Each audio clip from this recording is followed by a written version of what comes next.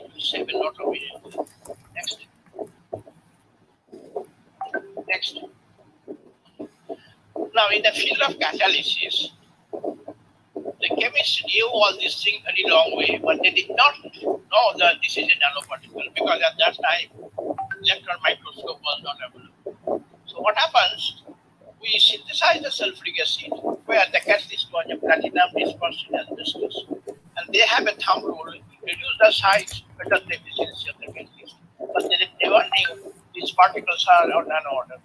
Similarly, the hydrogenous of organic compound, they use palladium in charcoal.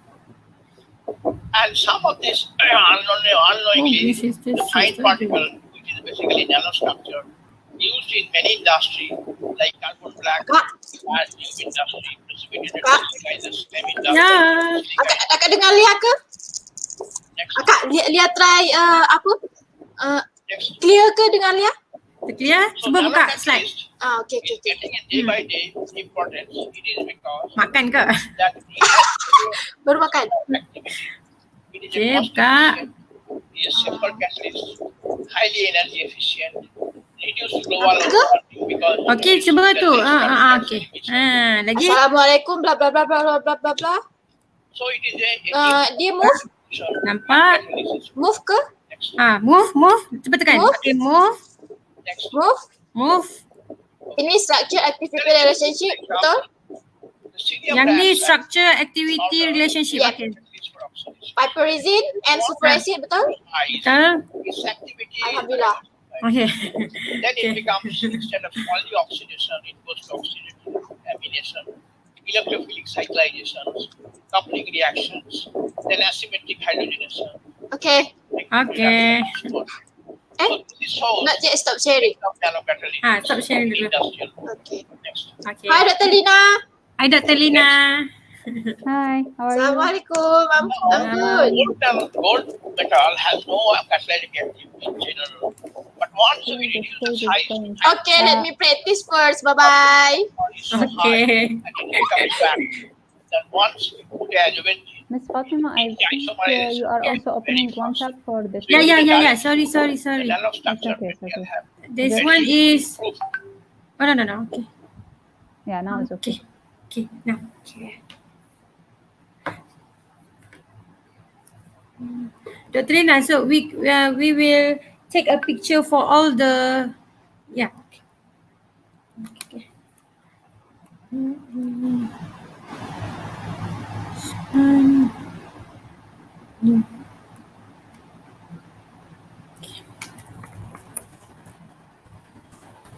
Sure.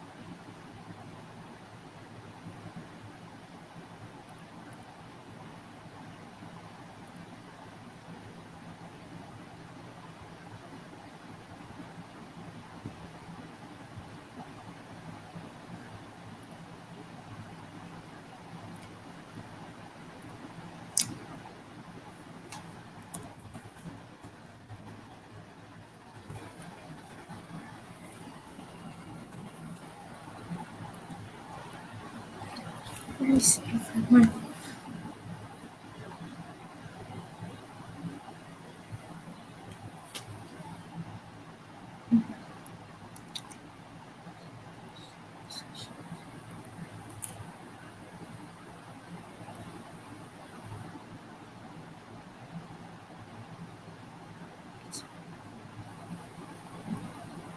Yes.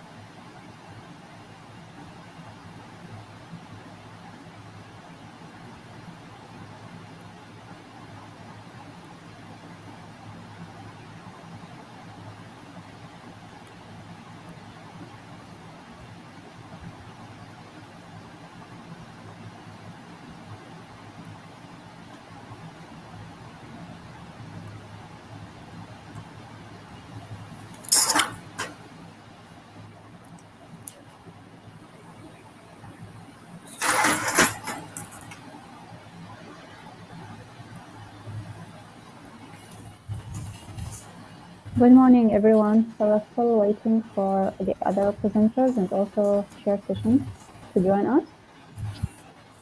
Let's wait for another 2 minutes.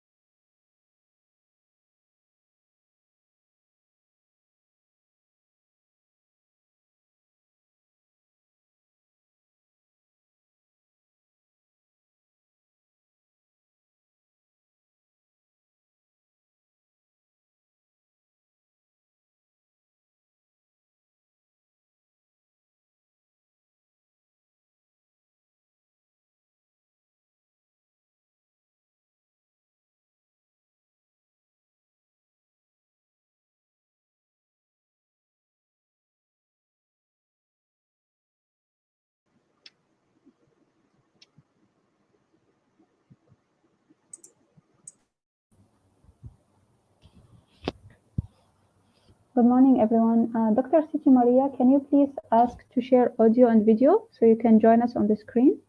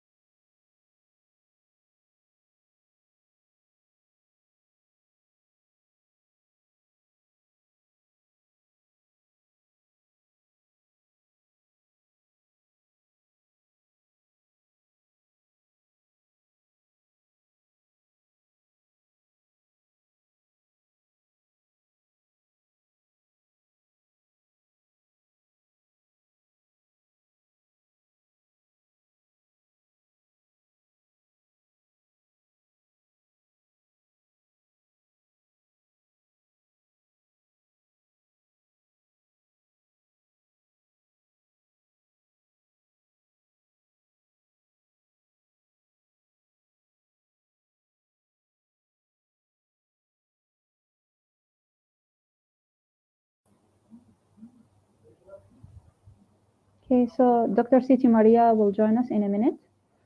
We'll just wait for her. Good morning, everyone. Please, if any presenter wants to check his mic, his video, he can do that now.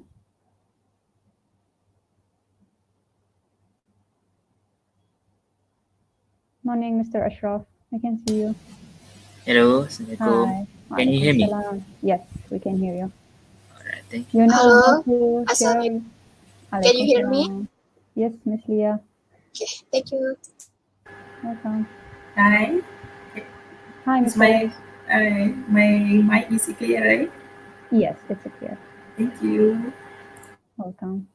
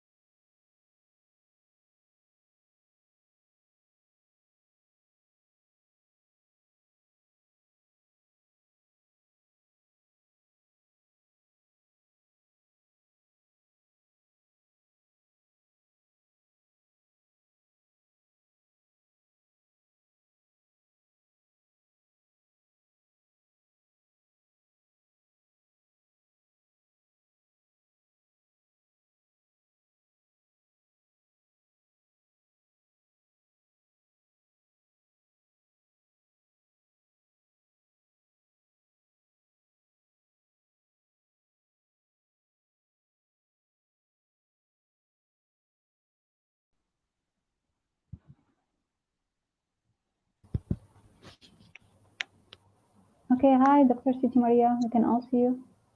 Hi. Sorry for the late arrival. Okay. Can we start now? Do you waiting for me for a long time? Can you hear me? Yes, doctor. We can start now. Okay. Can we start for now? Can we start now? Yes, Doctor, we can. Okay. Okay. I'm using my handphone because my laptop is not working. Okay.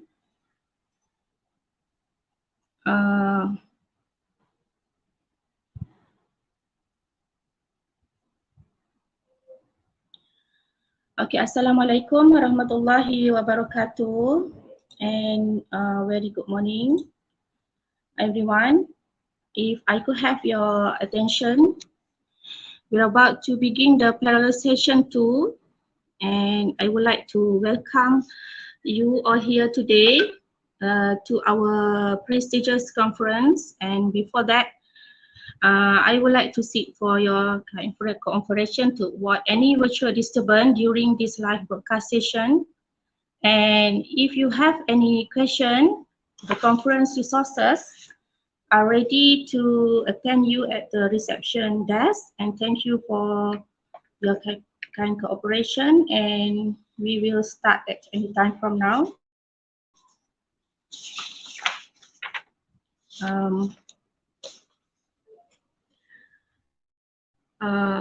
I want to greet again. Welcome to the first Malaysia International Conference on Nanotechnology and Catalysis, MICNC 2021. We are now in the session of Homogenous and Heterogeous Catalysis. My name is Siti Maria binti Muhammad Yassin, and I am a postdoc at University Malaysia Perlis. I will be the session chair today, together with the session moderator of Dr. Lina Fadeh Al-Ani and Madam Nurul Fatimah. And I want to read about a rule and regulation for this oral presentation. Will be evaluated for two categories for the award. First, best session presenter, that we receive the certificate for best presenter, and I will announce at the end of the session. For best presenter award, that offer prize money from 500 to 1,000 ringgit, trophy and award certificate, and this will be announced during the closing ceremony. I would like to seek for your kind cooperation to mute your mic if you're not presenting, and to avoid any kind of virtual disturbance as possible. For those who intend to ask questions to presenter, you can channel your question in Q&A box. I will read it after every presentation. Presenter are given 15 minutes for presentation and 5 minutes for Q&A session. Whereas invited speaker are given 25 minutes for presentation and 5-minute Q&A. I will remind the presenter to end the presentation 2 minutes before the presentation session ends. Before end this parallel session, I will appreciate if everybody can turn on the camera for a photo session, okay? Thank you for your cooperation and attention. Please all turn on your camera so we can have a photo together. Okay.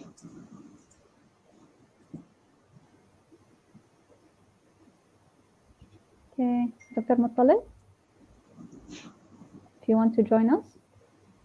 Yes, thank you very much. Okay, on the count of 3, 1, 2, 3. Thank you.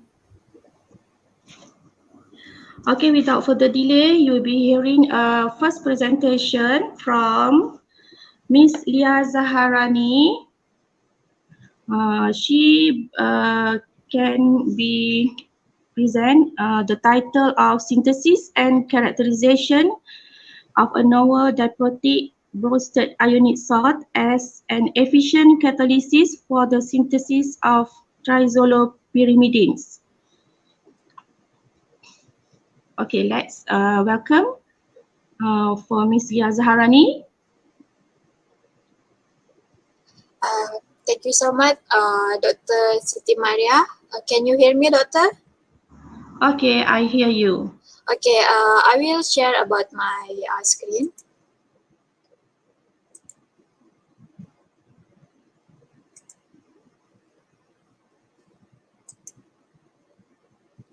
Can you see my slide, Doctor?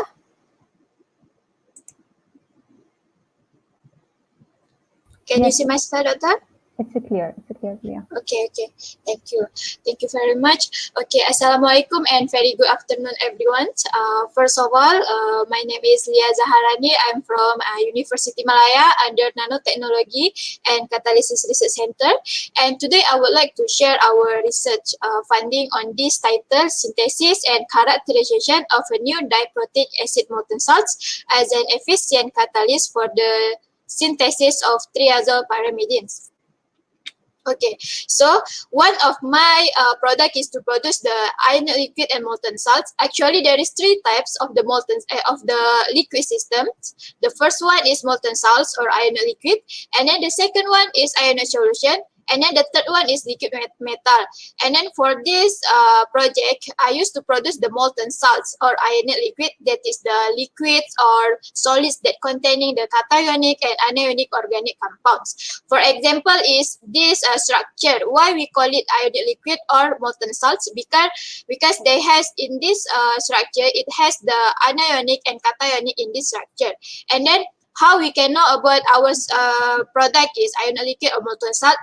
That is from the melting point. So what is the difference between the melting point between the ionic liquid and molten salts? For the ionic liquid, the melting point is below 100 degree, and for the molten salt, the melting point is above 100 degree. So actually, the physical and the chemical of this ionic liquid and this molten salt is depends on the size, change, and cation on anion also, and then for the nature also. Okay, so what is the benefit of this molten salts or this ionic liquid? Because a lot of many industry like pharmacy or everything, academic reaction, they use this molten salts and ionic liquid a lot because they are very eco-friendly solvent for the chemical reaction.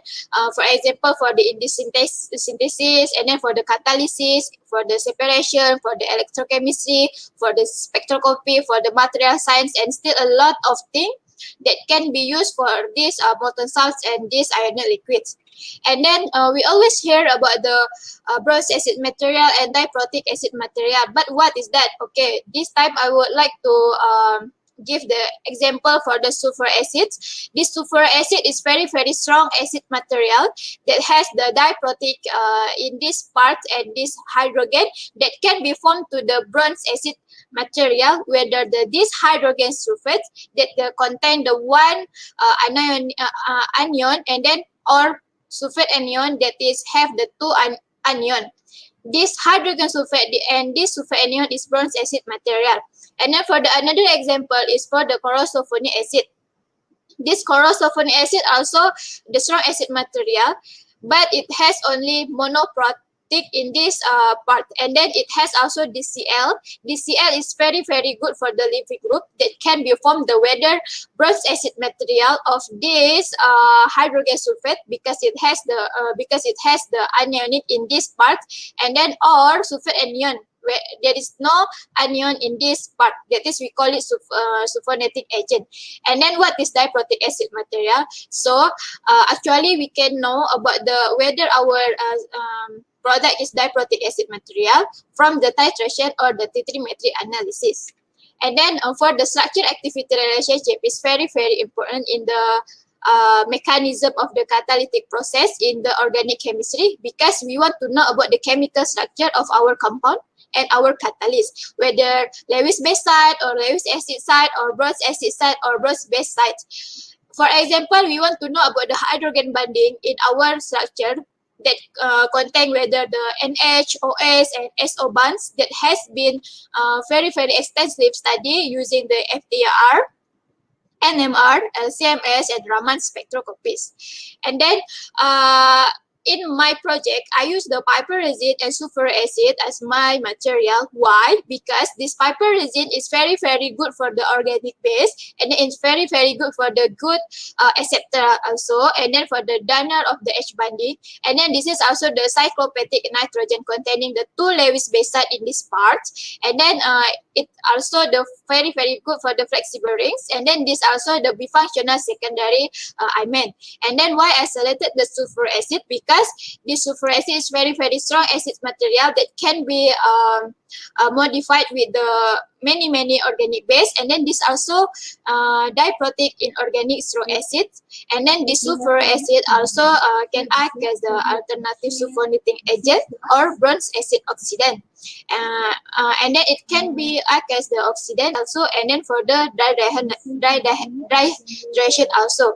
And then this sulfuric acid is very, very good for the very reactive. Okay, so this is the methodology for the synthesis of the my new acid molten salts. First, 1 equivalent of this piperazine was treated with 2 equivalent of this sulfuric acid that can in ice-based condition to the room temperature for the overnight in the organic solvents like dichloromethane that can be produced the 2 possible structure, whether this structure that is the hydrogen sulfate that is the acid salts, or this structure of the sulfate anion that is the neutral salts. What is the difference between them? For the sulfate anion, it has the 2, it's very, very strong electrostatic interaction because it has the 2 anion in this part, in this sulfate anion. And then compared with this hydrogen sulfate, this is the more weaker electrostatic interaction because it only has only 1 of the anion. And then this is the my picture of my new acid molten salt in the white powder material. Okay, so the treatment of this synthesis of the new acid molten salt also depends on the parameter of the like piperazine and the sulfuric acid, and then which solvent we use, and then it can be formed to the very, very good product like a catalyst. And then this is the characterization of my new acid molten salts. So the structure elucidation, I use the HNMR and CNMR and then also FTIR. And then for the termination and the acidity, I use the pH and the thermometric analysis. And then for the thermal phase transition, I use the DAC analysis. And then for the thermal stability, I use the TGA. And then for the physical properties, I use the melting point, liquefied, solubility test, and total water content. And then this is the characterization of my new acid molten salt for the HNMR. So based on this HNMR, it show 1 peak at the 8.96. This is belong to the NH2 group of these piperazine rings, and then it has also the another peak at the 3.33. This is belong to the CS2, belongs to this of this structure of the 1H4S piperazine dione dicationic. And then this is the CNMR of my catalyst.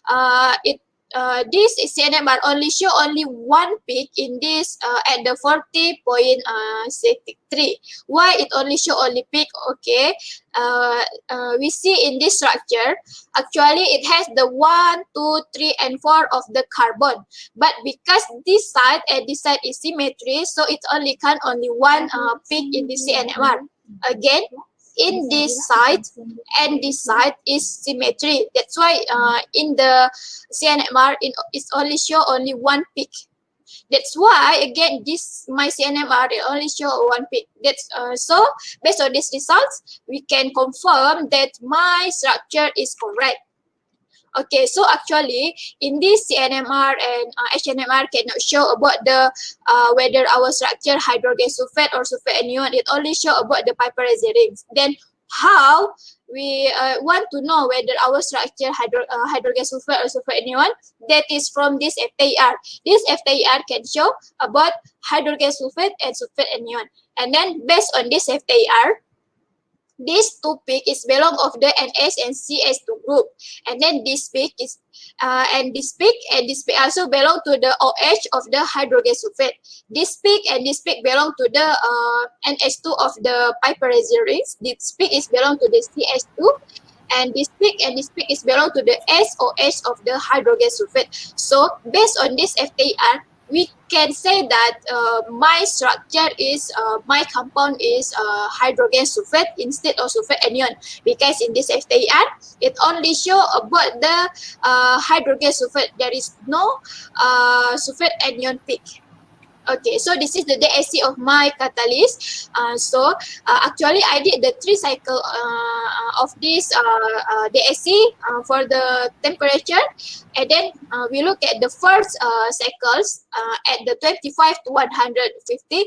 There is no strong exothermic and endothermic peaks, and then we go for the second cycles at the temperature 25 to 200 degree. This peak is belong to the dehydration and degassing of my catalyst. So it has the one strong peak at the 131. This is belong to the crystallization of my catalyst. And then we go for the third cycle at the 25 to 250.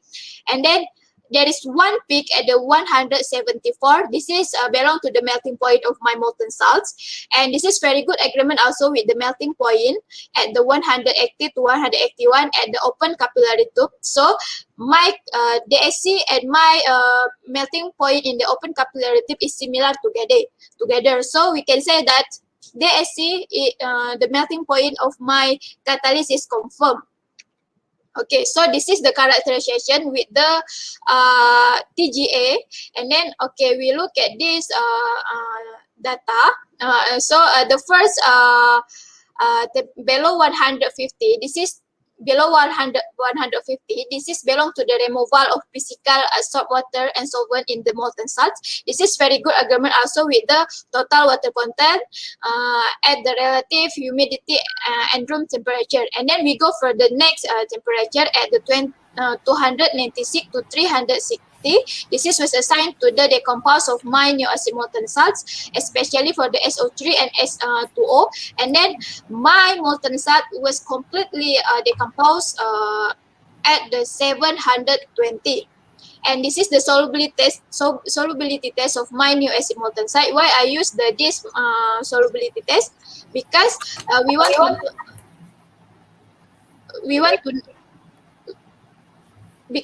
to know which solvent is very good. So based on this part, the eye water is my catalyst is very completely dissolved in water, and then methanol, ethanol, and the meso is a bit dissolved, and then it's cannot dissolve in the dichromethane, acetonitrile, and then ethyl acetate. And then this is the melting point in the open capillary tube at the 180 to 181.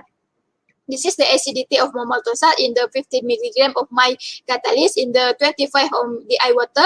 And then based on this peak, there is two peak at the 3.9 and endpoint and 7.7. So based on this result, my new acid molten salt is a diprotic acid material. And then the pH also show a pH of the 2.03. And then this is after I got the catalyst, the first product that is catalyst, and then I go for the next application for the synthesis of the triazole pyrimidine. So the condensation of this ethyl acetate with the 3-amino 1,2,4-triazole, and then with the 4-chlorobenzyl was treated, and then it produced the triazole pyrimidines. And then but actually I did the difference parameter, including the amount, solvent, reaction time, and then it of course it produced the difference percent. And then based on this table, the N35 is were choose as the best parameters, because it produced the 89% of the product with the short reaction times, and then with the small amount of the catalyst. And then what is the benefit of my triazole pyrimidines? Actually, these triazole pyrimidines can many industry like pharmacy, they use these triazole pyrimidines for antioxidant, antiparasitic, antimicrobial, antibacterial, antitubular, anti-HIV, anti-cancer, and still a lot of things.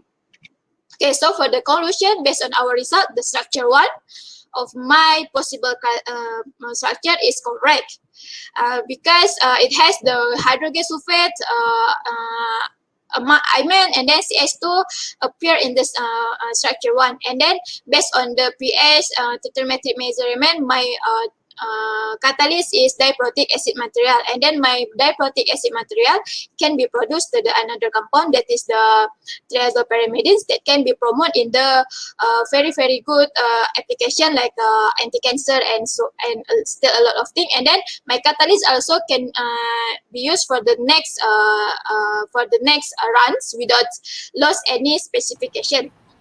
Okay, thank you very much for your time. Thank you, Doctor. Thank you all. Okay, thank you, Miss Lia Zaharani. Thank you very much for this interesting topic. Ladies and gentlemen, now we come to Q&A session. Please mention your name before address your question, and I will raise question from the Q&A box.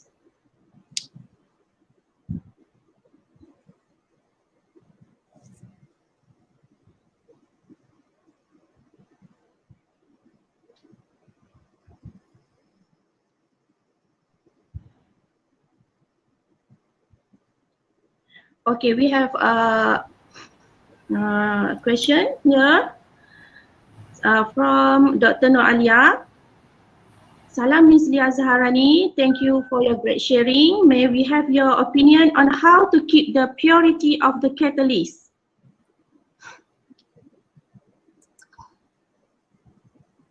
Ms. Lia, do you hear me? Can you repeat again, Doctor? May we have your opinion on how to keep the purity of the catalyst? Okay, so thank you very much, Dr. Noalia, to give me the best, the very good question. So, how I keep my catalyst to keep the purity of my catalyst. So actually, how to keep it the very pure from the crystallization. Actually, after I got the catalyst, maybe this catalyst is not so pure.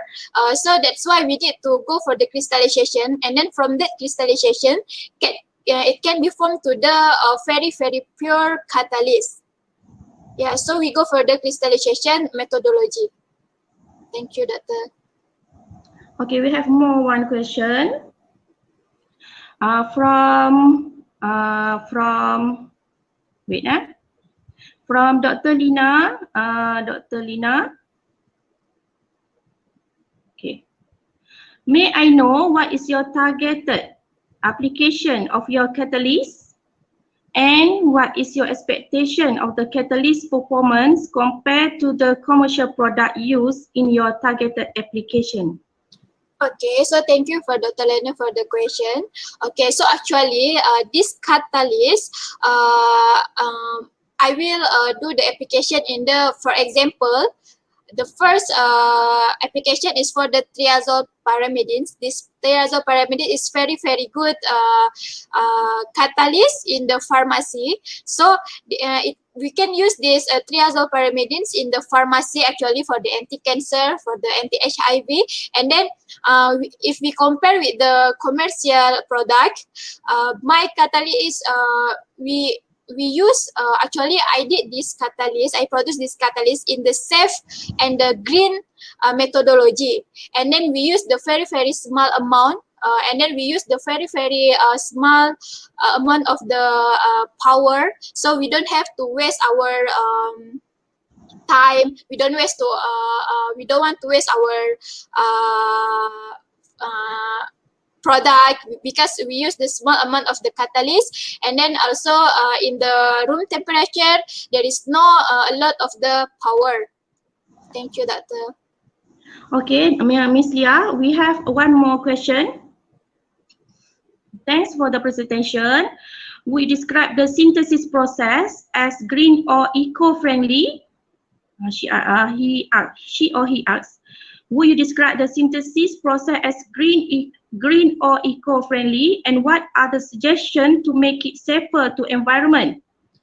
Okay, thank you so much for the question. So I will answer this question. So in this synthesis, I choose the green or eco-friendly methodology because I use the organic base material and organic base, because like a piperazine is that is the very good organic base. And then and also I use the in the very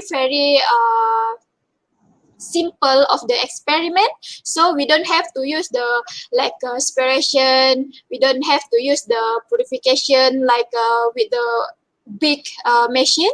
So that's why we call it a green, because actually I just put the simple experiment and then there is no a lot of power, there is no toxic material in my catalyst, and then I use the dichromethane that can be evaporate in the room temperature. So my catalyst is green and eco-friendly solvent. Thank you, Doctor. Okay, thank you, Ms. Lia Zaharani, for the great answer. Okay, thank you. Thank you so much, Doctor. Welcome.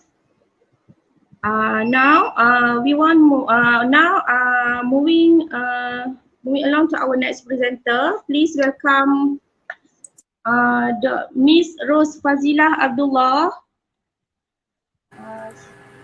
She can bring a title of Synthesis of Biomass-Based Biofunctional Catalysis for Biodiesel Production from Waste Cooking Oil. Hi, Miss Rose Fazila. Hi, thank you to Dr. Siti Maria as the chairperson for this session. So I will share my slide. Okay. You can share your slide right now.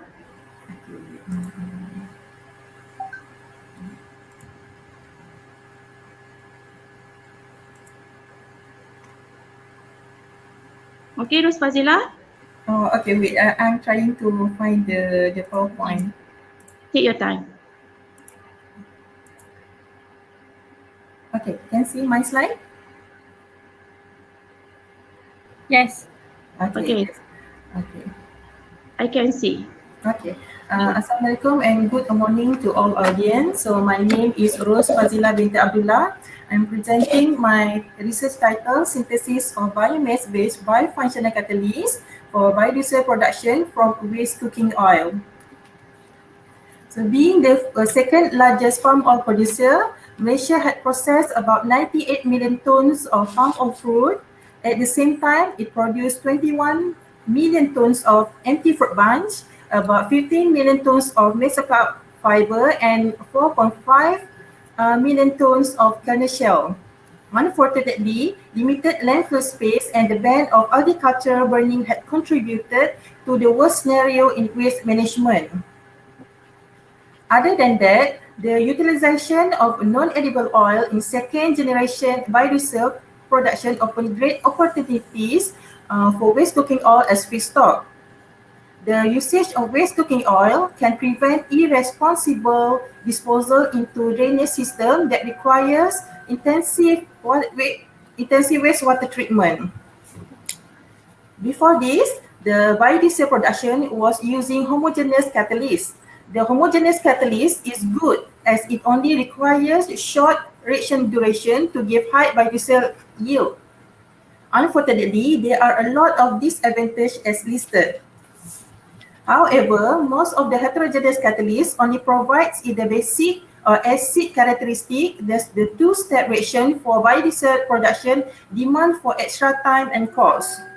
So my objective are to transform agricultural waste into activated carbon, to utilize waste cooking oil as feedstock for biodiesel production via esterification and trans-esterification, to discover the potential of hydrothermal carbonization pretreatment in improving physical-chemical properties of activated carbon, and to enhance the catalyst potential in producing biodiesel via simultaneous esterification and trans-esterification. So activities involved in this research are to produce activated carbon from empty fruit bunch via HTC process, to synthesis biofunctional catalyst via wet impregnation, to characterize the physical and chemical properties of the synthesized catalyst, to optimize a reaction parameter of biodiesel production, and to determine fuel properties. To produce a good catalyst for biodiesel production, the important characteristics are the surface area and the amount of basicity and acidity. To get high surface area, this research had introduced hydrothermal carbonization as pretreatment. This figure illustrates the HCC pretreatment in producing activated carbon. The raw EFB were mixed with water, sealed, and placed in the reactor. During the HCC process, the reaction involved hydrolysis, dehydration, decarboxylation, aromatization, and recondensation produce solid product known as hydrochar. The treatment with phosphoric acid increase the mesoporosity of the produced activated carbon. The advantage of the hydrothermal carbonization process are applicable for wet biomass without the need of drying process. It only requires low operation temperature and it is environmentally friendly and it just use water as solvent and not emitting hazardous gas during the process. The biofunctional catalyst was prepared by addition of potassium carbonate and copper nitrate using wet impregnation method followed by pyrolysis. The produced catalysts were characterized using nitrogen sorption, FISM, and thermal desorption of carbon dioxide and ammonia to discover its physical characteristic and amount of basicity and acidity. After that, the catalysts were tested for biodiesel production.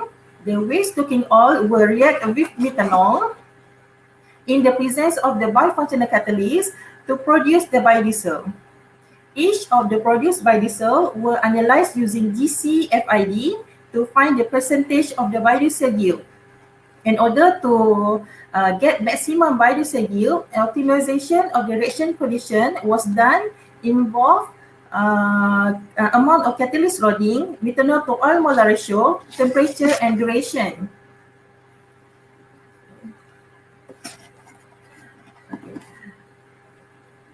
So this is the mechanism involved in this reaction. So the reaction starts with adsorption of FFA on the acid side and the adsorption of methanol on the basic side, follow the nucleophilic attack by the incoming alkoxide ion to the carbonyl carbon of the fuel fatty acid and triglyceride and formed as tetrahedral intermediate. The rearrangement of the tetrahedral rearrangement result in formation of biodiesel and byproduct. So these are result on nitrogen sorption. From this table, we can see that the raw EFB exhibited a very low DET surface area correspond to its cell walls compact and stiffness. The treatment and calcination improve its surface area and enlarge the pore diameter due to decomposition of biopolymer and volatile metals, leaving a rich carbon structure during calcination process. Subsequently, gradual decrement of DET surface area was observed after surface impregnation with 10, 20, 30, and 40% of potassium carbonate and 5% of copper oxide. The decrement was anticipated by incorporating active component that partially covering the open carbon pores. The trend of the nitrogen sorption were in agreement with the FISM image. The FISM image were captured at 20,000 magnification. The image A show the raw EFB. Raw EFB assembled in helical spiral structure originated from the lignocellulosic fiber. Image B show after HTC and acid treatment, we can see large pore and opening channel on the surface. For image C to F, we can see the pore channel were filled and agglomerated due to impregnation of potassium carbonate and copper oxide and the pores are subsequently packed as the percentage of potassium carbonate increase. The mesoporosity also in agreement with the amount of basicity and acidity from TPD results. For simultaneous converting triglyceride and FFA content in waste cooking oil, the catalyst should have enough basicity and acidity.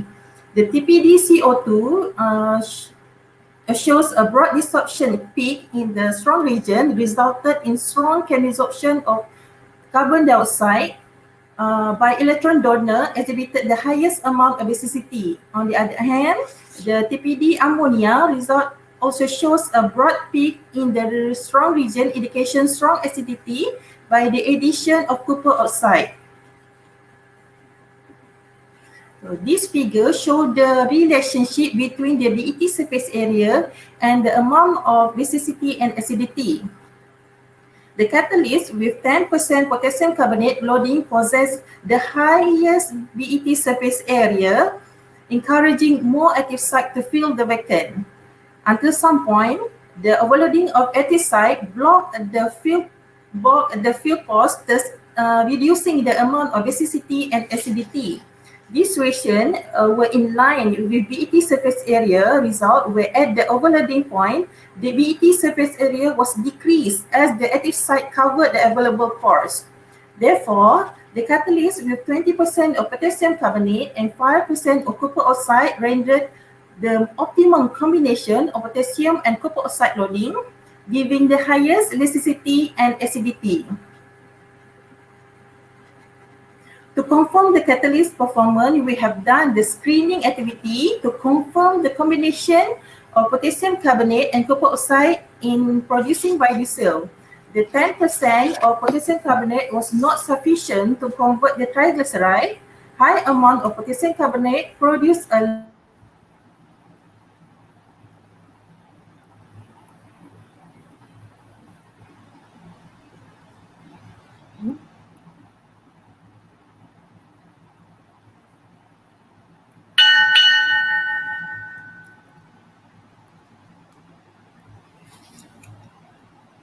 and 5% of copper oxide was the best to produce a maximum biodiesel yield. This result on optimization shows that the low amount of catalyst loading was not sufficient for reaction, but high catalyst loading lead to emulsion and soap formation that complicated the separation process. Low amount of methanol was insufficient for reaction, by high amount of methanol flooded the system by dissolving the glycerol. Other than that, low temperature provide insufficient energy for successful collision between molecules. However, the methanol was evaporated at high temperature. The reaction also need at least 2 hours to produce maximum biodiesel, but prolonged duration had caused absorption of glycerol onto the catalyst produce glyceroxide compound.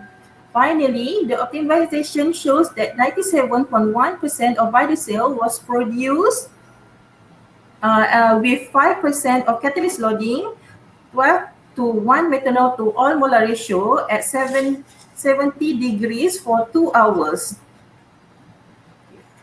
The reusability study shows that the biofunctional catalyst sustained up to 5 reaction cycles with more than 50% biodiesel yield.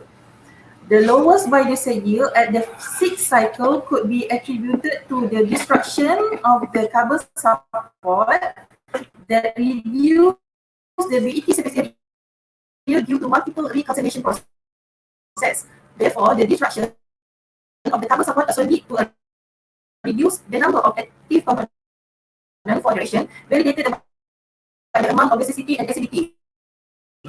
Other than that, a partial amount of catalyst had also been lost during the separation and the calcination process. However, the catalyst reusability performance was still acceptable compared to previous study. The produced biodiesel properties were analyzed and compared with ASTM. As presented in this table, the result shows that all the characteristics were in between the ASTM limit. So, for conclusion, in the study, the activated carbon derived PFD has a high potential catalyst support. The preparation of the activated carbon using hydrothermal assisted method improved the toxicity. The functionalization with 20% of potassium carbonate and 5% of copper oxide provides high amount of acidity and acidity. The maximum biodiesel obtained was 97.1 with reaction condition of 5% added loading up to 1 liter to all molar ratio at 70 degrees for 2 hours. The catalyst could also be reused up to 5 reaction cycles with more than 50% biodiesel yield, and the produced biodiesel properties meet the ASTM standard. Thus, this result shows the excellent potential of waste material to prepare biofunctional catalyst to produce high biodiesel yield for commercialization in future. Thank you for your kind attention.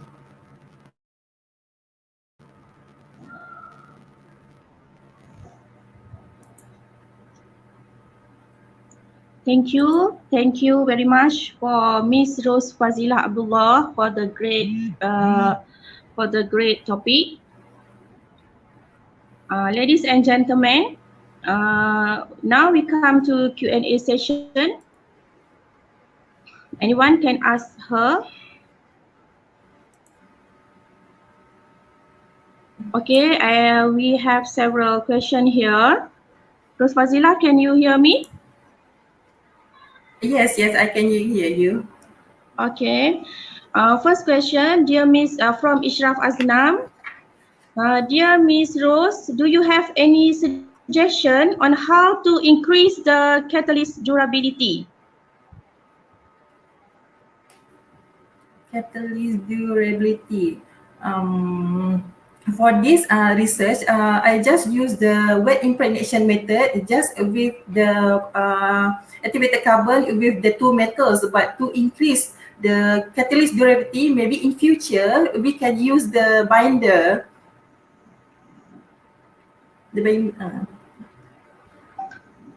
Okay, Miss Rose. I asked for the. I read for the question 2 from Miss Lia Zaharani. Thanks, Miss Rose. May I know, is there another alternative method which is more safe, green, or low cost to produce your catalyst with the same quality like your current catalyst? Thank you. Okay, thank you for the question. So before this, the catalyst, the activated carbon, I mean, is produced via the pyrolysis method. So the pyrolysis method, for me, is it consumes high of energy, because for pyrolysis we have to make sure the sample, especially for my research, I'm using the biomass sample which has high moisture. So to find the alternative, I'm using the hydrothermal carbonization. So for this hydrothermal carbonization, we can skip the drying process actually. So for me, by using the hydrothermal carbonization, it is safe, green, and low cost actually. It is simple method. Just put the sample with high moisture into the reactor, then we can get the hydrochar. Okay, Ms. Zaharani, thank you very much for the answer. Okay, thank you. And for the next presenter, please welcome to Professor Dr. Andana Stuti binti Mukhtar. And I inform that Muhammad Ishraf Aznam be presenting for her, right? Yes, thank you, Dr. Maria. Okay. So unfortunately, Prof. Dr. Andana Stuti Mukhtar cannot be with us today. So I will present her to share a part of our project entitled Feasibility of Nickel Copper Manganese Panel as a catalyst for biogas fuel solid oxide fuel cells. Okay, let's start. Thank you. All right. So this is an overview of our current research in University Kebangsaan Malaysia. As Dr. Maria introduced, my name is Ishraf Aznam. I am a PhD candidate from University Kebangsaan Malaysia. So allow me to begin my presentation.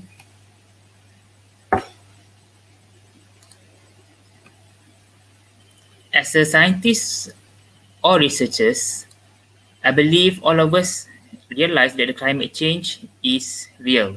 So this is supported by the strong evidence by the increasing reports of natural disasters around the world in the recent years.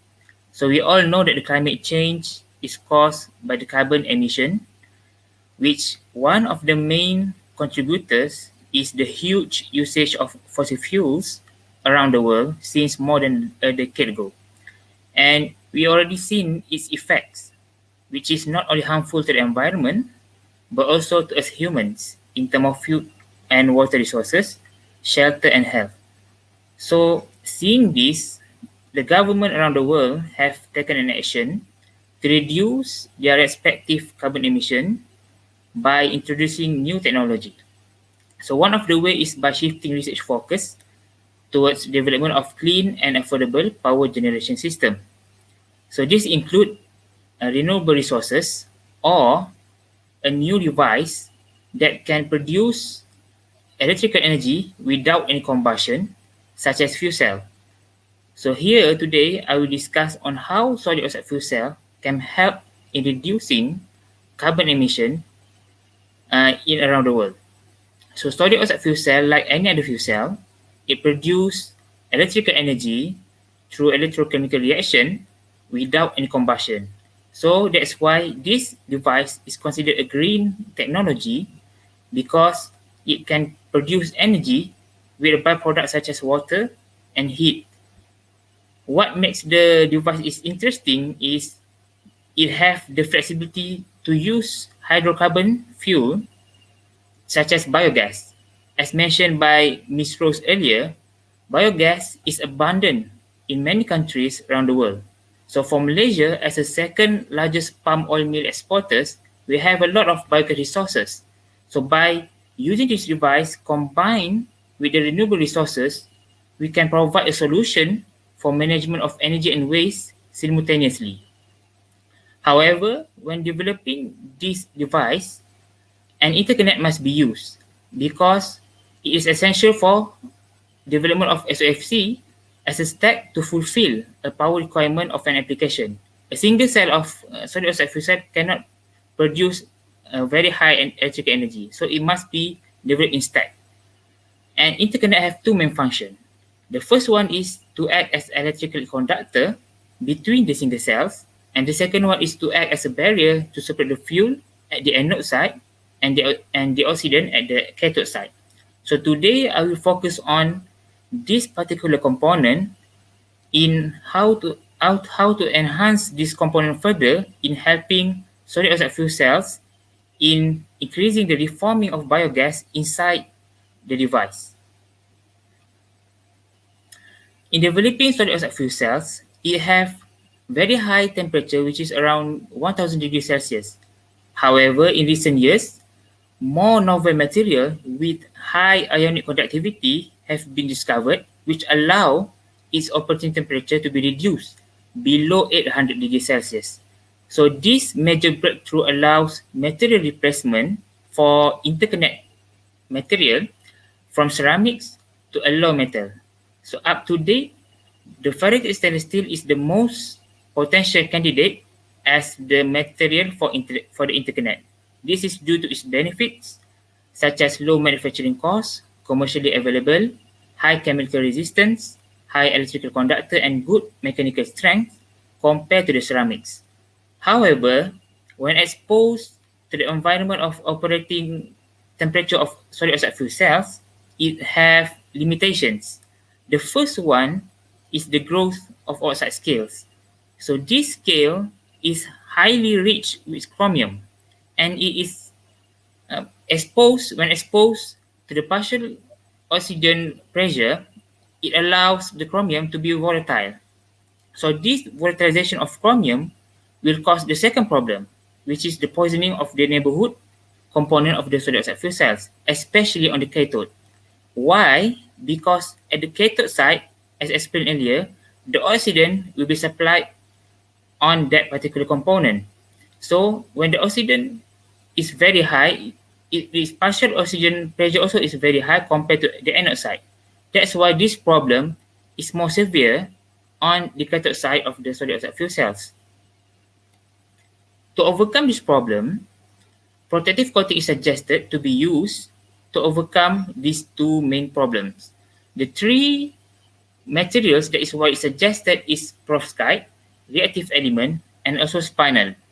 So among these three, spinel is what is suggested because of its effectiveness in particular in preventing chromium migration towards the neighborhood components of the solid oxide fuel cells. However, most of the researchers focus on the spinel behavior in the cathode side because, as mentioned earlier, the problem is more severe on the cathode side. However, recent researchers shows that the oxide scale growth also can occur in the anode side, even though it is not significantly fast as the cathode side. It still can contribute to the chromium migration, which will degrade the cell and eventually decrease the performance of the solid oxide fuel cells. So in our project, we suggest this material to also be coated on the interconnect at the anode side of the solid oxide fuel cells. However, when considering the spinel as the protective coating at the anode side, we also have to consider its potential as a catalyst for biogas reformation. This is due to the development of spinel usually involve transition metals. So among the frequent metals that is used as a spinel catalyst, we choose three elements as shown because of its benefits of each material in helping the biogas reformation inside the solid oxide fuel cells. For example, nickel. Nickel is the most preferred catalyst for biogas reformation. This is due to its highly reactive with carbon, which help in CH4 dissociation and also will act as a main catalyst metal in the material. However, the nickel also is the source of carbon deposition because of its reactive with carbon. So we overcome this problem by partially replace nickel with copper and manganese, which have less reaction towards carbon and can prevent more carbon deposition on the catalyst. When we are talking about spinel as a catalyst, we have to consider its structure. Normally, for solid oxide fuel cell application, in particular the interconnect component, it is represented with normal structure where the divalent ions of the active metal resides more in the tetrahedral sites of the spinel.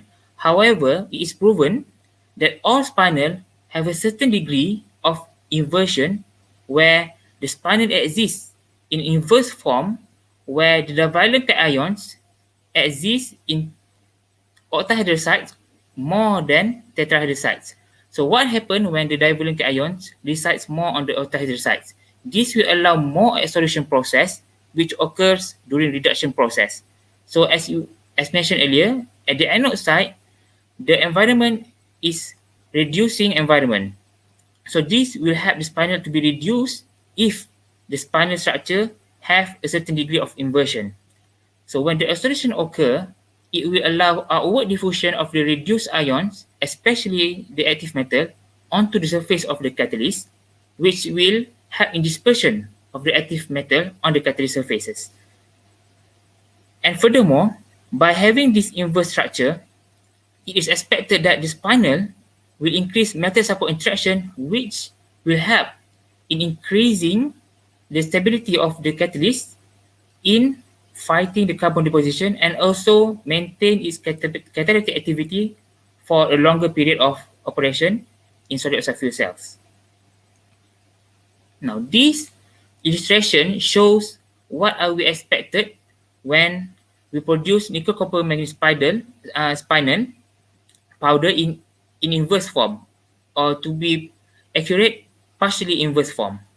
So when this nickel copper manganese spinel is exposed to the reduction environment of the anode side, it will allow the solution of the nickel and copper. So the nickel and copper will act as the main catalyst metal for methane reforming in biogas.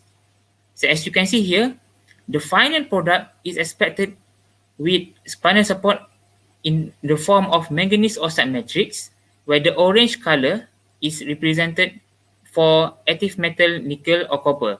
So these two materials will help in methane forming and also prevent carbon deposition on the spinel catalyst. Like any other hydrocarbon catalyst, when we use spinel catalyst for hydrocarbon forming, the main problem is the carbon deposition. So the spinel also will prone to carbon deposition because the existence of the nickel. So to combat this, we have to use transition metal or partially replace the nickel with transition metal, as suggested earlier, copper or manganese, that have low reaction with the carbon.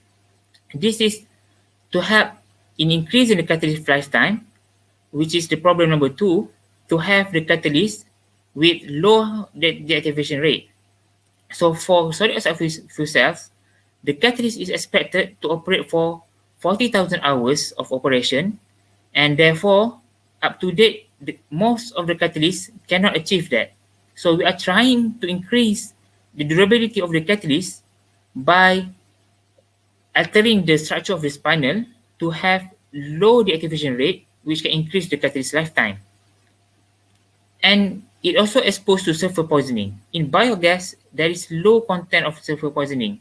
Even though it is low, it still can affect the performance of the catalyst in the long term because it can form sulfide species which can reduce the catalytic activity on the spinel. So the main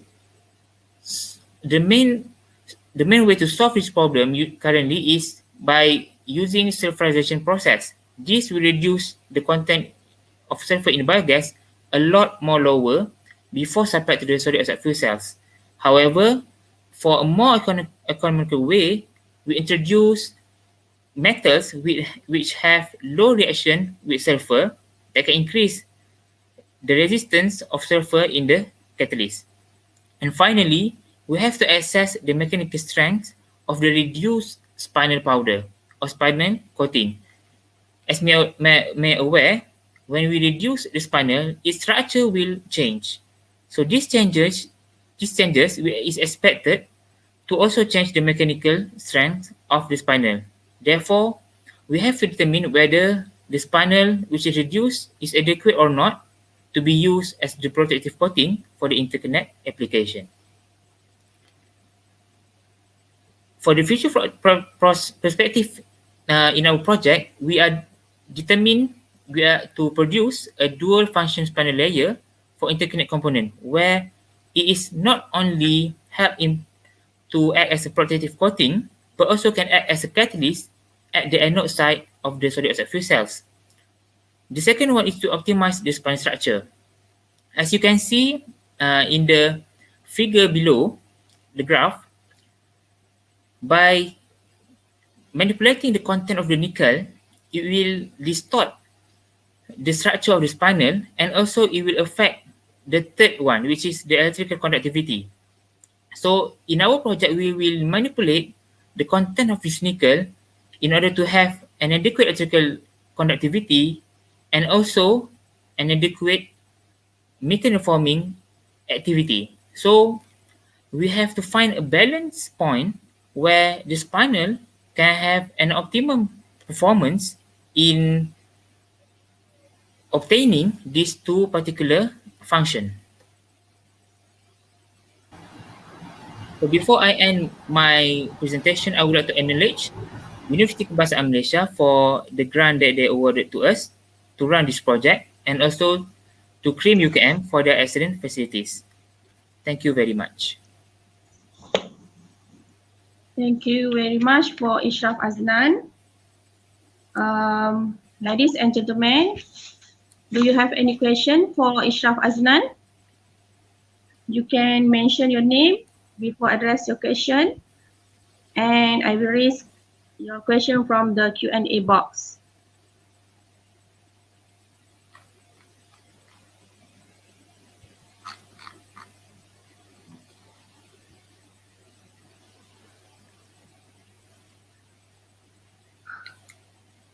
Okay, I have one question for you, Ashraf. Yes. Thanks for the interesting topic. Any plan to run optimization studies for nickel content manipulation? Thank you for the question. It is a very good question. So, as shown in the picture, as you can, if you can see here, actually the nickel content already studied for protective coating for the interconnect. So, whatever we want to achieve, we have to set our priority that this panel must able to protect the interconnect from the oxide scale growth. So from this study, the optimum nickel content already been studied. So in our project, we will use this chemical composition of the nickel content for as the early study of our project. However, if the nickel content is deemed not suitable or not enough for meter reforming, we will include the manipulation of the nickel content in order to increase meter reforming as well as to maintain the electrical conductivity of the spinal coating. Because as you can see here, increasing the nickel content will reduce the spinal conductivity. So that is what we try to avoid. Okay, so that's why we will include this option if the nickel content is not enough for the meter reforming. Thank you. Thank you, Ishraf, for the great presentation and great answer. Okay, thank you. Thank you so much. Okay, next, moving for our next present. Okay, I want to check if any question. Sorry. Oh, you have one more question, Ishraf? Yes, yes, please. Okay. Wait, I want to read. From Yazharani, thanks, Mr. Ishraf. How you optimize the condition of materials to get the best product? Okay, thank you for the question. So, as mentioned earlier, right now we use the chemical composition that is already established for interconnect application. So what we try to further enhance of this panel is by manipulating its structure. To be precise, by increasing the inversion degree in the spinal structure. So how do we achieve this is by manipulating the synthesis process. So currently we use glycine nitrate process where 3 different parameters is being manipulated. The first one is the mixing time. The second one is the glycine nitrate ratio, and the third one is the calcination temperature. So these 3 will be manipulated to study how these 3 parameters will affect the spinal structure, especially the inversion degree of the spinal structure, in order to get the most out of the extrusion process, where the active metal can be extruded into the surface of the catalyst to help in metal reforming. So by having the inversion degree as high as possible, it is expected to have the active metal inside the spinal to be extruded more on the spinal catalyst, and it will increase the metal reforming for the spinal catalyst at the anode side of the solid oxide fuel cells.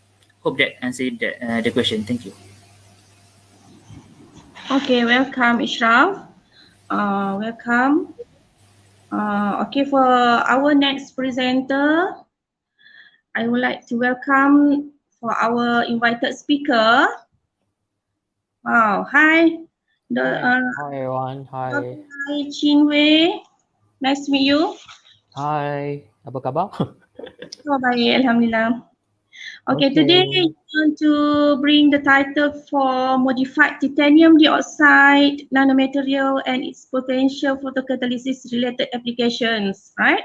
Yes. Yes, let's So go. can you see the slide right now? Okay. Okay. Yeah, I can see. All right, okay. Okay. So shall I start right now or have to wait? Okay, you should start right now. Okay. So first of all, thank you very much, Chairman, for the kind introduction. Okay, I'm live from Nanotechnology. Okay, Today I'm going to share a very interesting topic to you all, that is modified titanium dioxide nanomaterials and its potential photocatalysis related application. So today mainly I will focusing on two what we call the major application here. One is water splitting, another one is industrial dye degradation. Okay. All right. So I will this is all about one presentation today. Okay, the first one actually will cover a little bit on the modified TiO2 nanotubes on the photoelectrochemical water splitting process. Few sections will be covered here, including the introduction, problem statement, flow chart, and selected result discussion, and finally will be the conclusion. Okay, and just for your information, the combustion of the fossil fuel actually release a lot of the harmful pollutant into our air, and eventually this pollutant will contribute to the global warming. So I'm pretty sure that now the most visible impact of this global warming is extremely weather and climate, as we see now. Actually, it's happening all over the world right now. Okay, so it's quite a serious problem, as we notice that we have to solve this problem immediately.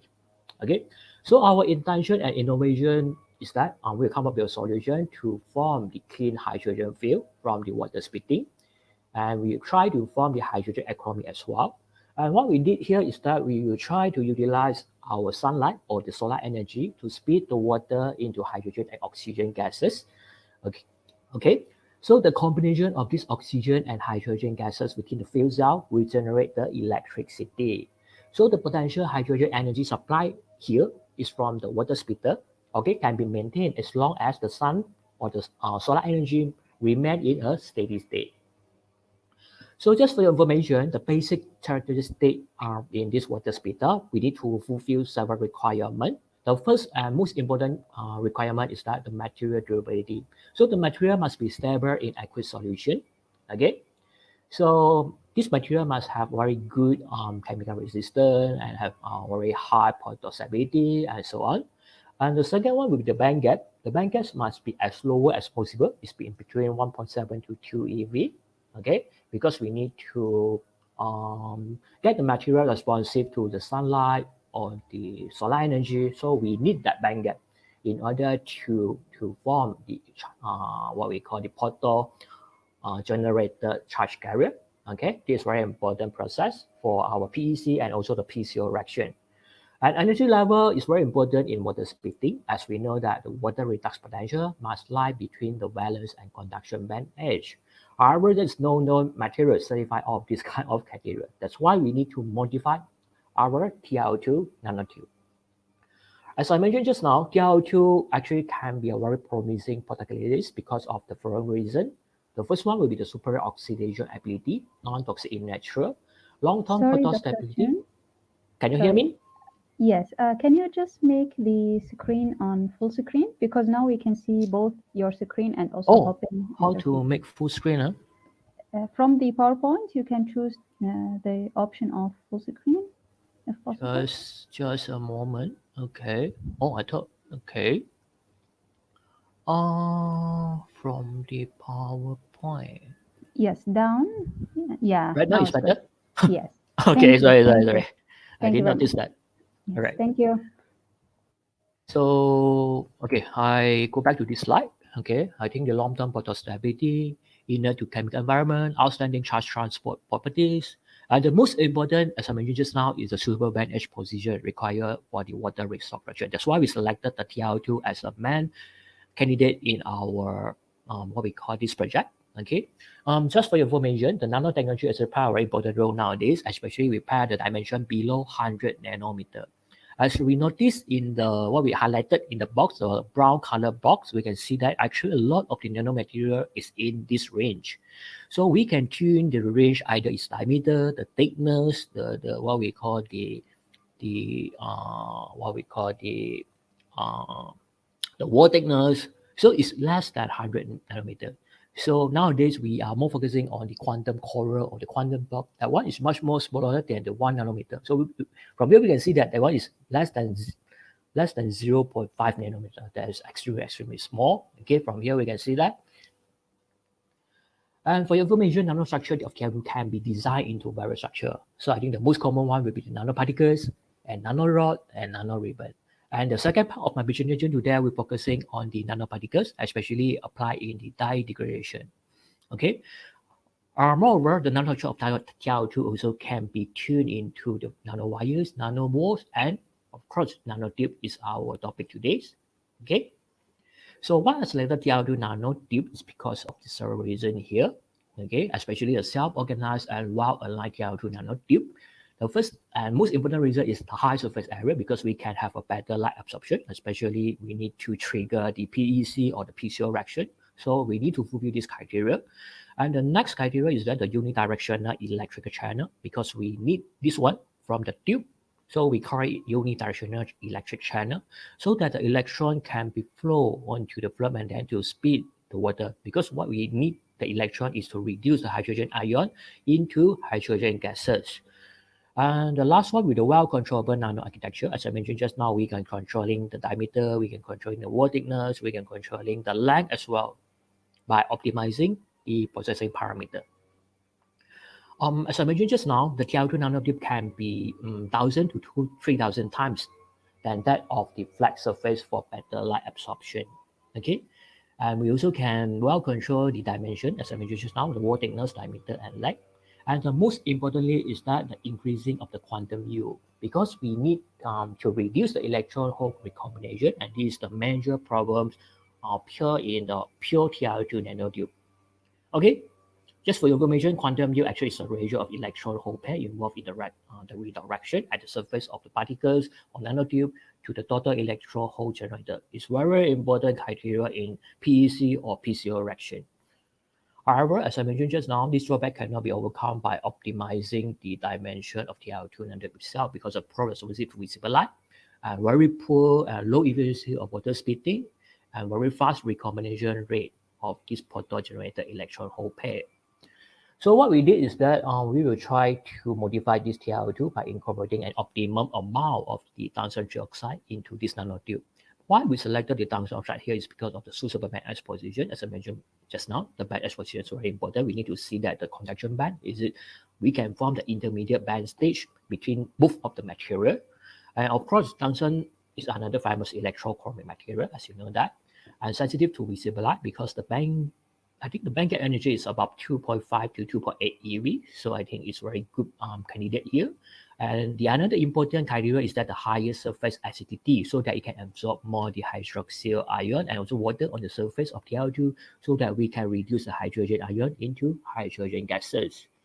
So this is the first charge of my research study. Basically, we have formed the smooth TiO2 nanotube by optimizing the electrochemical parameter, for example, like the voltage, the times, and some chemical content as well. So the next stage, we will try to modify this TiO2 nanotube by applying the IF sputtering. We selected the IF sputtering here to modify in order to form the hybrid nanotube array proton anode. So finally, will be the PEC performance evaluation for the hydrogen generation as well. And I will, based on the selected results, since I don't have much time here, I will select some interesting results to share with you all. Actually, it's very important. We need to optimize the processing parameter because we encounter a lot of the major problem of nanotube array. For example, a non-uniform nanotube, we can see that the tube is very non-uniform in terms of the diameter or the length. And we also have the precipitation layer. There is no nanotube on the top surface. Micro cracking, bonding problems, peeling off problems, rough and serrated wall surface. All of these kind of problems will be affected the PEC or the PCO reaction significantly. So that's why we get the very poor or very low efficiency in our data collection. So as I mentioned just now, the effect of anodization time play a very important role here, as because it will affect the nanotube structure. So from here we can see that within 30 seconds the nanotube structure can be developed, and the length of nanotubes was increasing when we prolonged the anodization time up to the 3 hours. However, we found that the length will increasing until a steady state situation was established. So the maximum length is about 10 micrometer for this nanotube can be grown after 3 hours. So the fluoride content also play an important role here because it's controlling the chemical dissolution process. So we found that when we put a little bit, it's less than what we call the 2%. Actually, it's a thin compact oxide layer or nanoporous layer form. which is incomplete or chemical dissolution. And 5% actually is sufficient to increase the chemical dissolution to form the nanotube. However, we also cannot put too much of this ferrite content because it will have excessive electrochemical etching on the top surface. So the nanotube will become shorter and shorter and shorter. So at the end, so no more nanotube will be formed on this oxide layer. Applied potential, because we need to control the voltage as well, we name it the applied potential here. We found that the diameter and the length was found to be increased with when we're increasing the voltage because of the high electric field dissolution at the barrier layer of nanotube. So next, I will try to briefly discuss the mechanism of the formation of this nanotube. Actually, it's very simple setup here. As you can see here, is that we are using the anode and cathode. So the first of all, the titanium foil, this titanium foil is pure titanium foil. Okay, it's very high purity. I think it's 99.9%. So first of all, the field-assisted oxidation will play a very important role to form the oxide layer, and then will form the TiO2. Okay, so this TiO2 actually will undergo the polarization, become weak when we apply the voltage and also the what we call the ferrite content. So this Ti4 plus ion actually will move and will causing the localized field-assisted dissolution. That's why we can see that the pit formation on the top surface of this TiO2 and following by the chemical dissolution of this Ti due to the ferrite content. So at the end, we will form the what we call the nanotube formation. So that is the process how we're going to form this nanotube array, we call it. Okay, so that's it for the mechanism part. And I will selected one of the processing parameter here. We're controlling the time for the ion sputtering. Of course, you can control a lot of things like the distance, like the times, and so on. Especially, we can controlling the ion sputtering machine. So from here, we can see that by increasing the time of sputtering machine, the tungsten content will increasing significantly until we cannot see the tube anymore. So that we need to optimizing this time as well. Okay. So this is a scaling up solar power hydrogen generation setup to measure the hydrogen volume and also the PEC and also the IV curve and so on. This is the system that we designed.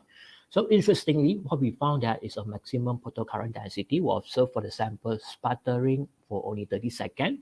So this performance actually was 2 times higher than the, was 2 times higher than the pure TiO2 nanotube. So this result is very interesting. And we found that when we're increasing more and more tungsten, however, the performance actually is dropped. And the hydrogen evolution rate in 1 hour is about 21.2 milliliter per centimeter square per hour. So I think we still have a lot of room for improvement, especially we want to scaling up our hydrogen generation water splitter. Okay. So just a quick one, the conclusion for the part 1, because I still have part 2. So the modified TiO2 nanotube actually demonstrated a maximum photocurrent, as you can see that actually is double than that of the pure TiO2. So the tungsten species could be incorporated into the TiO2 into the lattice by using a high energy ion sputtering. A low contact actually play a very important role to be an effective electron acceptor for effective charge carrier separation. So I will try to make it quick because I still have some information I want to share with you guys, especially involved the nanoparticle in dye degradation. Okay. So as you're all aware that water pollution also very important and will become a most serious problem. As you all notice that currently the river of the Somalia also polluted by some chemicals. So that is very serious because it will cause a lot of people suffering from the water shortage. And a lot of people using the conventional method, for example, like absorption, membrane separation, coagulation. However, these drawbacks, for example, like incomplete removal, complex fracture system, high maintenance cost, low degradation rate, and time consuming. So our invention is that we will try to use the PCO technology, or we can name it as photocatalysis by using the TiO2. So however, as I mentioned in the first part 1, I think the TiO2 have some drawback, especially it's only responsive to UV. So in order to utilize our sunlight or the solar energy, so we need to modify this TiO2 in order to promote the better photoexcited electron hole pair. Okay. So just for your information, PCO actually is very good to be because of the reusability, non-toxic for the end product, complete degradation of the organic waste, no production of second waste, cost effectively because we can be recycled for this material or this technology. And however, we need to modify this TiO2, as I mentioned just now, have few drawbacks we need to overcome. And the research methodology is that the first step is we need to mix the both precursor. For TiO2 is we using the TTIP, and for the tungsten we're using the FET. Okay, so the next part we will go through the heating. Heating is under the autoclave hydrothermal. It's in oven. The next will be the washing by using centrifuge, and then drying again, and then the last stage will be calcination to increase the crystallinity of this composite.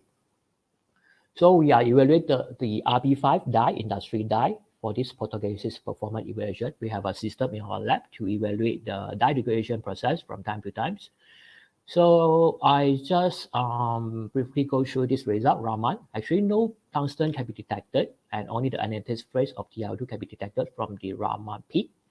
Then we proceed for the XRD. Interestingly, we can find that the monoclinic tungsten trioxide actually was detected from the XRD peak when we're increasing the amount of the tungsten from I think up to the 5 weight percent, if I'm not mistaken here. Okay, 5 weight percent.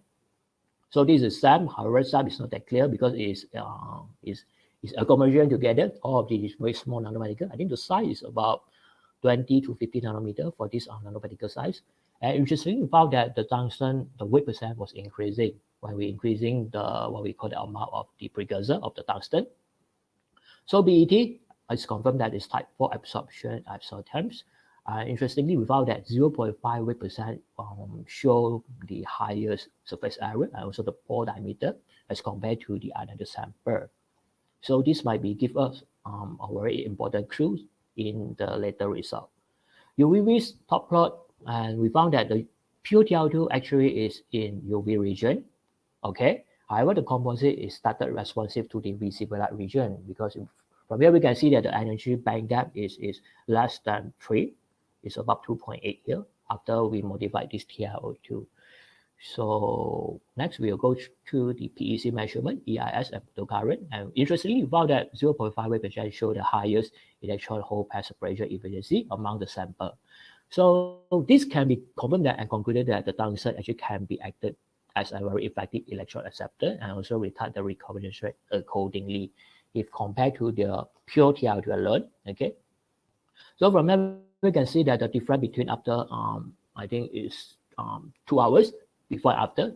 The RB5 after is blue in color. After 2 hours it can become a colorless, because what we did is using the PCO technology to convert this harmful organic RB5 pollutant into the harmless substance, CO2 and water. So these are the results.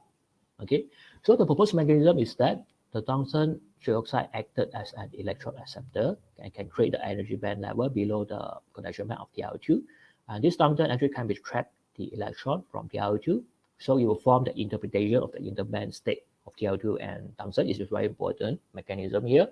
So this electron actually will transport rapidly and will form the hydrogen radical and superoxide anion to triggering this PCO reaction to degrade the dye. Okay. So in conclusion, I want to emphasize that a solar driver modified TiO2 catalyst was produced successfully with the we are using this method modified ultrasonic assisted salt thermal technique. So 0.5 weight percent the sample, it should show the highest performance or efficiency, and the tungsten actually can act as a very effective electron acceptor and retard the recombination rate. So with that, thank you very much for your attention. I hope that you all can follow my slide. It's a little bit fast since we don't have much time for this section. So is that okay? Hello. Okay, thank you, Dr. Chin and Dr. Lai Chin-Wei. Yeah, hi. Hi. Any question for our invited speaker, Dr. Lai Chin-Wei? Oh, I will check the Q&A box first. Yeah, you have 2 questions here. Oh, 2 questions, okay. Okay. From Ishraf Aznam. Dear Dr. Lai Chin-Wei, you mentioned that TiO2 is a non-toxic material and chemically inert. Does incorporating WO3 or fluoride into the material will affect those properties? Okay. I think your question is regarding the non-toxic is one thing. Another one will be the chemically inert, right? So actually, basically, we are yeah, we also will concern about the safety or the toxic, because we will evaluate, because we in end of this product, because we are trying to scaling up to commercialize this product. I think the safety and the toxicity issue is one of the things. So we will go through some toxicity tests across, especially for this hybrid material or modified material, because we need to confirm that there is minimum toxicity, so that there is no harmful to our environment or our human, and so on. Okay, so I think your chemically inert, of course, we will evaluate from time to time, especially we will using what we call a lot of the testing in order to prove that. So I think your question is very good. Of course, in the end of our experiment, in our this experiment, we will go through the toxicity test and so on to confirm that that is safe to be used. Okay, thank you. Okay, one more question from Ms. Lia Zaharani. Yeah, Thanks, hi. Dr. Lau Chi Wei, for the very great talk. May I know how do you selected the characterization process or testing process for your product that is suitable for your product? Yeah, I think the first thing we need to identify the dimension. Is it what dimension we need? Because different dimension will affect the application. For example, like for the dye, maybe we need to larger particles so that we can easy to remove. Or some application for nano coating, we need a very small size of the nanoparticles or the nanotube. So we need to, I think the first characterization we need to identify is the dimension or morphological of our product. Okay, I think the first thing morphology. The next one we will go through the crystallinity. That's why we go through the Raman, the XRD, XPS for the oxidation state and so on to see that this material, the properties is what you want, because we can have this material into various of application. So we need to very confirm that is it this dimension or these properties is what you want. So I think your question is very good to see that which characterization is we need to do first, and then which one is second, and then the last one will be the what we call the performance evaluation. Okay, thank you. Okay, thank you for very interesting topic, very interesting presentation from Dr. Chin, Dr. Lai Chin Wei. Okay, so, yeah. Okay, now we reach at the end of the session. Thank you very much, everyone. Thank you very much. Okay. Now I'm very before that I am very honored to announce the best presenter for this session. For the session Homogeneous and Heterogeous Catalysis, it goes to Miss Lia Zaharani. Congratulations, Miss Lia Zaharani. Congratulations, Lia. Okay. Okay, on behalf of the MICNC 2021 Organizing Committee, I would like to seek for your kind cooperation to fill the feedback form as given by session moderator in the poll box. And you are invited to join the rest of the event. I'm sorry for any inconvenient matter during this session. Thank you all. Hope to see you again. Thank you, everyone. Any matter from IT personnel?